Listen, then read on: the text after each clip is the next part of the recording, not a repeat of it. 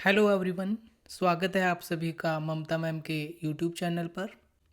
इस वीडियो में हम पीजीटी फिजिक्स स्क्रीनिंग जो एग्ज़ाम हुआ है उसकी एनालिसिस करेंगे। फिजिक्स के कौन से टॉपिक से क्वेश्चन पूछे गए थे, टाइप ऑफ क्वेश्चंस क्या थे, लेवल ऑफ क्वेश्चंस क्या थे, वेटेज क्या क्या था, कौन से सब्जेक्ट का कितना वेटेज था। तो इन सब चीज़ों के बारे में हम इस वीडियो में डिस्कस करेंगे। तो चलिए लेट्स गेट स्टार्टेड। तो सबसे पहले हम जो पेपर्स हुआ है उसकी अच्छी बातें डिस्कस कर लेते हैं कि क्या अच्छा था इस पेपर में पिछले साल के कंपैरिजन में। तो अच्छी बात, जब मैंने पहली बार पेपर देखा तो मैं बड़ा खुश था कि पेपर है वो 80 से 90% जो क्वेश्चंस हैं वो न्यूमेरिकल बेस्ड हैं, जो कि फेयर है क्योंकि फिजिक्स का सिलेबस जो इन्होंने दिया था वो इतना वास्ट है, उस सब के डेरिवेशन याद रखना स्टूडेंट्स के लिए मुश्किल है।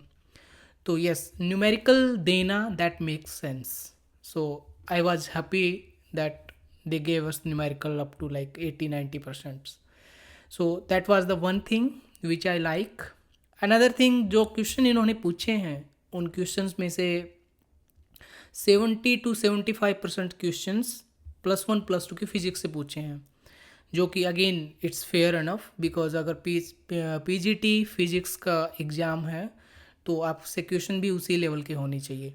और बाकी जो 30 से 25% जो क्वेश्चन बचे हैं वो आपके बीएससी लेवल के, या एक दो क्वेश्चन ऐसा भी है जो मास्टर्स लेवल के क्वेश्चंस हैं। So that is good because high पिछली बार हमने देखा कि जो एडवांस फिजिक्स हैं वहाँ से काफ़ी क्वेश्चंस पूछे गए थे, तो उसके कंपैरिजन में ये इस बार का एग्ज़ाम मुझे ये अच्छा लगा इस एग्ज़ाम में। और तीसरी बात ये है कि जो क्वेश्चन पूछे गए हैं वो भी कोई ऐसा नहीं है कि कोई ट्रिकी क्वेश्चंस हैं। अगर आपको फॉर्मूला पता है, आपको कॉन्सेप्ट पता है, तो डायरेक्ट वैल्यू आप पुट करिए और कैलकुलेशंस भी इजी हैं। मैंने किए हैं एक दो क्वेश्चन सोल्व अभी, और हम प्रिपेयर कर रहे हैं कि सारे क्वेश्चन सोल्व करके उसका सॉल्यूशंस हम डालेंगे। अब हम डिस्कस कर लेते हैं कि सब टॉपिक वाइज कितना कंट्रीब्यूशंस था, कितने क्वेश्चंस पर टॉपिक पूछे गए हैं।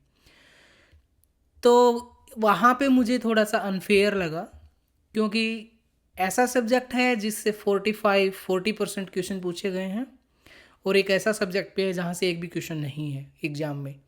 तो जो जो कि सही नहीं है कि हर एक टॉपिक्स की इक्वल वेटेज होनी चाहिए अगर आप इस लेवल का कॉम्पिटिटिव एग्ज़ाम अगर आप करवा रहे हो तो आपको सभी को पता ही है कि न्यूक्लियर एंड पार्टिकल फिजिक्स से 40 से 45% जो क्वेश्चंस हैं वो न्यूक्लियर और पार्टिकल फिजिक्स से पूछे गए हैं, जो कि सही नहीं है।